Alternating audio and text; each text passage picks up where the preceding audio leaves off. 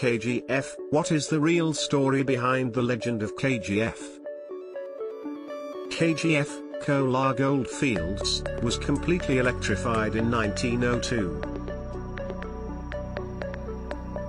While few parts in the country till date don't have electricity.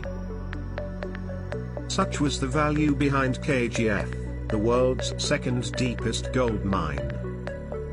The Britishers believed that for every 120 pounds or 56 kilograms of earth, using the villagers' crude methods, a grain of gold could be extracted.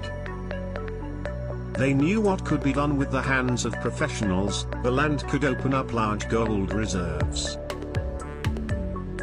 A syndicate with several other army officers was formed. It was called the Kolar Concessionaires Company Limited. This company took over the mining operations. The British planned Asia's second and India's first power plant in Kolar.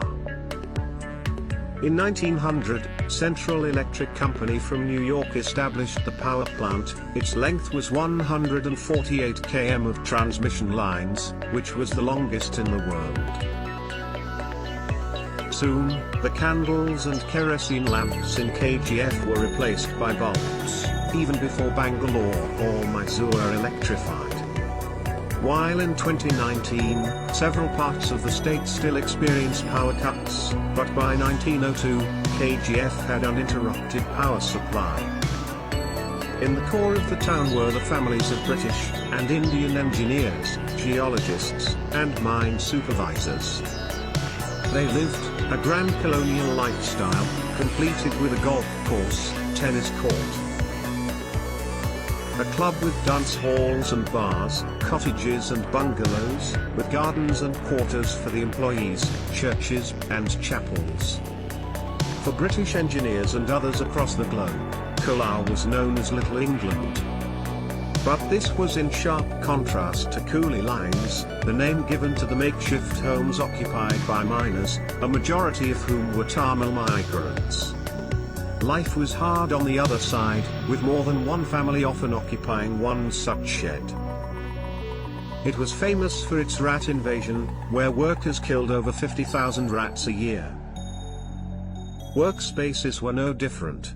Despite the constant supply of dehumidified air into the underground tunnels, temperatures in the tunnels shot up to 55 degrees Celsius and accidents were commonplace. So at once the place had two names, Little England and the hell next door. But as the gold reserves in KGF began to reduce, outsiders began to leave Kolar. However, key positions were still held by the English until independence. The mines that produced 95% of India's gold output were nationalized to keep them from shutting down. However, in 2001, despite massive protests, Kolar gold fields were shut down. The abandoned underground tunnels, once pathways of gold, are now flooded with groundwater. Despite government plans and multiple court orders, the resurrection of the KGF seems far-fetched. The Kolar gold mines, which were nationalized in 1956, and provided over 900 tons of gold in total. There were several problems regarding lack of food, water and shelter, so the production was too small compared to the investments made.